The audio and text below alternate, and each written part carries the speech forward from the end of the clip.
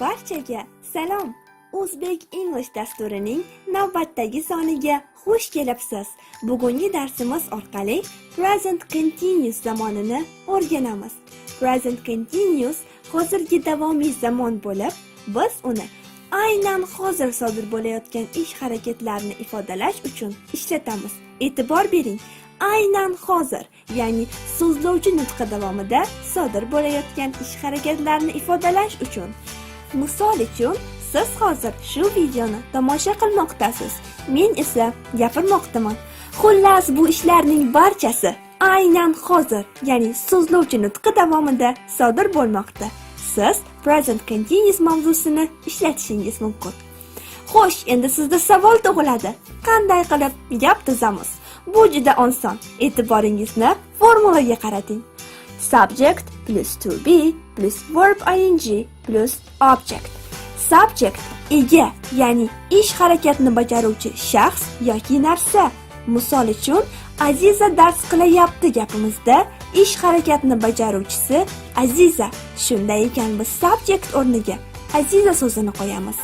To be yordamchi fe'l hisoblanib, biz to be haqidagi darsimizni kanalimizga avvalroq joylashtirgan edik. Verb ing bu shunchaki fe'lga ing qo'shimchasini qo'shib qo'yilishidir. Bularning barchasi juda oddiy va juda oson. Keling, gap tuzilishiga e'tibor beramiz. You are watching this video. Siz bu videoni tomosha qilmoqdasiz. You gapimizda subject, ya'ni ish harakatini bajaruvchi inson siz. Are, ya'ni to be. Watch gapimizda fe'l. Biz fe'limizga ing qo'shimchasini qo'shib qo'ydik. This video gapdagi object. You are watching this video, right? Ikkinchisi, he is reading a book. U kitob o'qiyapti. He gapdagi subject. Is to be, read gapimizdagi fe'l. Hamda fe'lga ing qo'shimchasini qo'shib qo'yganmiz. A book esa gapimizning objecti. Yusuf is dancing. Gapimizda subject Yusuf, chunki ish harakatini bajarayotgan inson Yusufdir. Is Yusuf bir dona bo'lganligi uchun ishlatilgan yordamchi fe'l, ya'ni to be. Hamda gapimizdagi fe'l dance. Biz bu fe'lga ing qo'shimchasini qo'shib qo'yganmiz. Ko'rib turganingizdek, present continuous mavzusida gap tuzish juda ham oson. Lekin ba'zida bizda ba'zi bir kamchiliklar paydo bo'lib qolishi mumkin. Misol uchun, agar fe'llarning oxiri i harfi bilan tugasa, biz i unlisini tushirib yuborib, uning o'rniga ing qo'shimchasini qo'shib qo'yamiz. Bu juda oson. Misol uchun, write fe'lining oxiri i harfi bilan tugamoqda. Biz i harfini tushirib yuboramiz hamda uning o'rniga ing qo'shimchasini qo'shamiz. Bizda writing fe'li hosil bo'ldi. Present continuous orqali gap tuzayotganimizda bizga ba'zi bir kalit so'zlar kerak bo'lishi mumkin.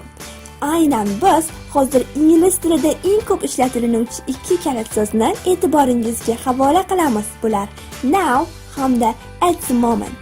Ikkalasining ham tarjimasi hozir degan ma'noni bildiradi. Misol uchun, they are talking now. Ular hozir gaplashishmoqda. Ko'rib turganingizdek, now hamda at the moment kalit so'zlarini biz gapning oxiriga qo'yamiz.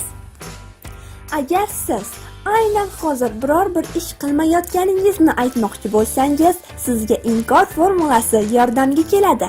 Bu formula ham juda oson. Subject plus to be plus not hamda verb ing. To be'ga qanday qilib not qo'shishni agar bilmasangiz, kanalimizdagi to be mavzusidagi videoni tomosha qilishingizni tavsiya etamiz. Misol uchun, he is not writing. Biz is yordamchi fe'liga shunchaki notni qo'shib qo'ydik, ya'ni u yozmayapti. Keling, barcha o'rganganlarimizni bitta qilib jamlaymiz.